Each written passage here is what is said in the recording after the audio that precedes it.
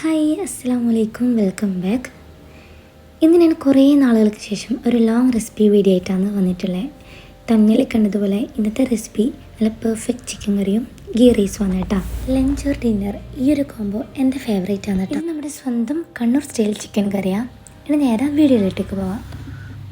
ആദ്യം തന്നെ ചിക്കൻ കറി വെക്കാനായിട്ട് ഒരു പാൻ അടുപ്പത്ത് വെച്ച് ഒന്ന് ചൂടായി വരുമ്പം ആവശ്യത്തിന് സൺഫ്ലവർ ഓയിൽ ഒഴിച്ച് കൊടുക്കാം. ഓയിലൊന്ന് ചൂടായി വരുമ്പം ഇതിലേക്ക് ഞാൻ 6 വലിയ സൈസുള്ള ഉള്ളി ചെറുതായിട്ട് കട്ട് ചെയ്തിട്ട് ഇതിലേക്ക് ചേർത്ത് കൊടുത്തിട്ടുണ്ട്. എന്നിട്ട് ഈ ഉള്ളിയുടെ എല്ലാ ഭാഗത്തും ഓയിൽ എത്തുന്ന രീതിയിൽ നന്നായിട്ടൊന്ന് മിക്സ് ചെയ്ത് കൊടുക്കുക. എന്നിട്ട് ഇതിലേക്ക് ജിഞ്ചർ ഗാർലിക് പേസ്റ്റ് ചേർത്ത് കൊടുക്കുക. ഞാനിപ്പം 2 table spoon ginger garlic paste ചേർത്ത് കൊടുത്തിട്ടാണ്. പിന്നെ ഇതിലേക്ക് 5 വലിയ സൈസുള്ള പച്ചമുളകും കൂടി ചേർത്ത് കൊടുത്തിട്ടുണ്ട്. എന്നിട്ട് എനിക്ക് ഓയിൽ പോരാൻ തോന്നിയുണ്ട് കുറച്ച് ഓയിലും കൂടി ചേർത്ത് കൊടുത്തിട്ടാ. പിന്നെ ആവശ്യത്തിന് ഉപ്പും കൂടി ചേർത്ത് കൊടുത്തിട്ട് നന്നായിട്ട് വഴറ്റി കൊടുക്കുക. അങ്ങനെ എല്ലാം ഒന്ന് മിക്സാക്കിയതിന് ശേഷം ഇതിലേക്ക് ഞാൻ കുറച്ച് മഞ്ഞൾപ്പൊടിയും 1 ടേബിൾ സ്പൂൺ നിറയെ റെഡ് ചില്ലി പൗഡറും അതുപോലെ 1 ടേബിൾ സ്പൂൺ നിറയെ മല്ലിപ്പൊടിയും ചേർത്ത് കൊടുത്തിട്ടാ. എന്നിട്ട് നന്നായിട്ടൊന്ന് ഇളക്കിയതിന് ശേഷം കുറച്ച് നേരം ഇതൊന്ന് അടച്ച് വെക്കാം. ഇതെല്ലാം കൂടി നന്നായിട്ട് കുക്കായിട്ട് വരാൻ വേണ്ടിയിട്ടാണ്. ഈ കറിയിലേക്ക് ഞാൻ 2 kg ചിക്കനാണ് കേട്ടോ എടുത്തത്. കറി പീസായി കട്ട് ചെയ്ത് വെച്ചതാണ്. ഇതെല്ലാം ഒന്ന് കഴുകി വൃത്തിയാക്കി വെച്ചിട്ടുണ്ട്. അപ്പോഴേക്ക് ഇതാ ഞാൻ മൂടി വെച്ച ആ സവാളയെല്ലാം ഒന്ന് വെന്ത് വന്നിട്ടുണ്ട് കേട്ടോ. അതിനുശേഷം ഈ കഴുകി വെച്ച ചിക്കൻ അതിലേക്ക് ചേർത്ത് കൊടുക്കുക.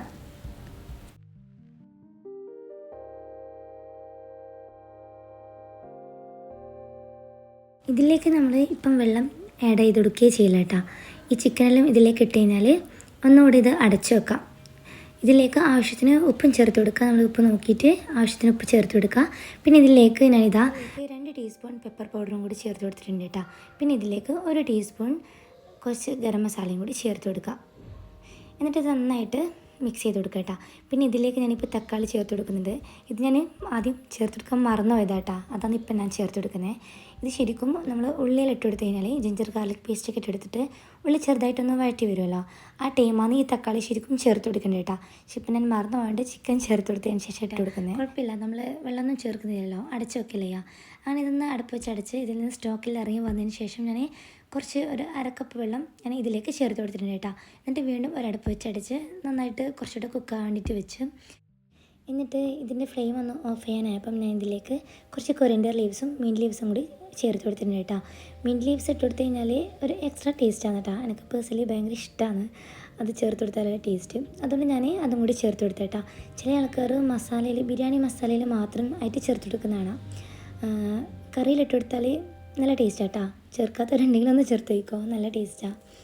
അങ്ങനെ കറീൻ്റെ ഫ്ലെയിം ഒന്ന് ഓഫ് ചെയ്ത് കറി അവിടെ റെഡി ആയിട്ടുണ്ട് കേട്ടോ.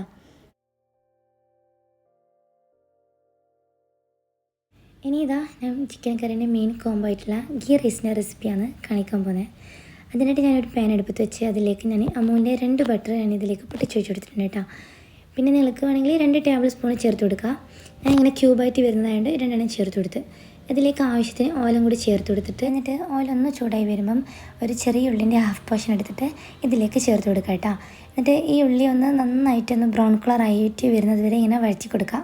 എന്നിട്ട് ഇതിലേക്ക് ഞാനിതാ ഒരു ഫ്ലേവറിന് വേണ്ടിയിട്ട് ചെറിയൊരു 3 ഏലക്കായും കൂടി ചേർത്ത് കൊടുക്കുന്നുണ്ട്. ആ ഉള്ളി ഒന്ന് ബ്രൗൺ കളറായി വരുന്ന ടൈമുണ്ട് ഇതിലേക്ക് ആവശ്യമായിട്ടുള്ള റൈസ് ഒന്ന് ഞാൻ കഴുകി വൃത്തിയാക്കി വെച്ചിട്ടുണ്ട് കേട്ടോ. ഞാനിപ്പം ഈ ഗീ റൈസ് വെക്കാനായിട്ട് 1 kg വരുന്ന കൈമ റൈസാണ് എടുത്തത്. 1 kg എന്ന് പറയുമ്പം 250 ml അളവ് വരുന്ന 4 കപ്പ് കേട്ടോ. അതൊന്ന് ഈ ചൂടായി വരുന്ന ഓയിലേക്ക് ഞാൻ ഇട്ട് കൊടുത്തിട്ടുണ്ട്. എന്നിട്ട് നന്നായിട്ടൊന്ന് ഇളക്കിയിട്ട് ചെറുതായിട്ടൊന്ന് റോസ്റ്റ് ചെയ്യാൻ വേണ്ടി വെക്കാം കേട്ടോ ഈ റൈസ്. അതെന്തിനാണ് അങ്ങനെ ചെയ്യുന്നത് വെച്ച് കഴിഞ്ഞാൽ റൈസ് തമ്മിൽ ഒട്ടിപ്പിടിക്കാതിരിക്കാൻ വേണ്ടിയിട്ടാണ്. അല്ലാന്നുണ്ടെങ്കിൽ ഈ ചൂടായി വന്ന ഓയിലിലേക്ക് മെഷർ ചെയ്ത് വെച്ചിരിക്കുന്ന വെള്ളം ഒഴിച്ചിട്ട് വെള്ളം ഒന്ന് തിളച്ച് വരുമ്പം റൈസ് ഇട്ട് കൊടുക്കുകയും ചെയ്യട്ടോ. ഞാൻ അങ്ങനെയും ചെയ്യലുണ്ട് ഇങ്ങനെയും ചെയ്യലുണ്ട്. പക്ഷെ എനിക്ക് ഒന്നുകൂടെ ബെറ്ററായി തോന്നിയത് ഈ ഒരു മെത്തേഡാണ്. അതുകൊണ്ട് ഇത് കാണിച്ചു തന്നെന്ന് മാത്രം. പിന്നെ ഗീ റൈസ് വെക്കാൻ ആർക്കും അറിയാത്തവരുണ്ടാവില്ല. എന്നാലും അറിയാത്തവരുണ്ടെങ്കിൽ അവർക്കൊക്കെ ഇത് യൂസ്ഫുൾ ആയിക്കോട്ടെ എന്ന് വിചാരിച്ചിട്ടാണ് ഞാൻ ഇത്രയും ഡീറ്റെയിൽ ആയിട്ട് പറയുന്നത് കേട്ടോ. അറിയാത്തവരുണ്ടെങ്കിൽ ഈ വീഡിയോ കണ്ടു കഴിഞ്ഞാൽ എന്തായാലും അവർക്ക് യൂസ്ഫുൾ ആകുമെന്ന് ഞാൻ വിചാരിക്കുന്നത്. ഈ റൈസ് നല്ലോണം റോസ്റ്റ് ചെയ്യണം കേട്ടോ. അന്നേരം പിന്നെ കടിച്ച പൊട്ടും ആ ഒരു ടൈപ്പായി പോവും. അങ്ങനെ ആവേണ്ട, ചെറുതായിട്ടൊന്ന് റോസ്റ്റ് ആകുന്നത് കേട്ടോ. ഈ ഒരു ടൈം കൊണ്ട് ഞാൻ ഇതിലേക്ക് ആവശ്യമായിട്ടുള്ള വെള്ളം ഞാൻ മെഷർ ചെയ്തിട്ട് അപ്പുറത്തെ സൈഡൊന്ന് തിളക്കാൻ വേണ്ടി വെച്ചിട്ടുണ്ട് കേട്ടോ. ഈ റൈസ് ഒന്ന് ചൂടായി വന്നപ്പം ഞാനിതാ തിളച്ച വെള്ളം ഞാൻ ഇതിലേക്ക് ഒഴിച്ചു കൊടുത്തിട്ടുണ്ട്.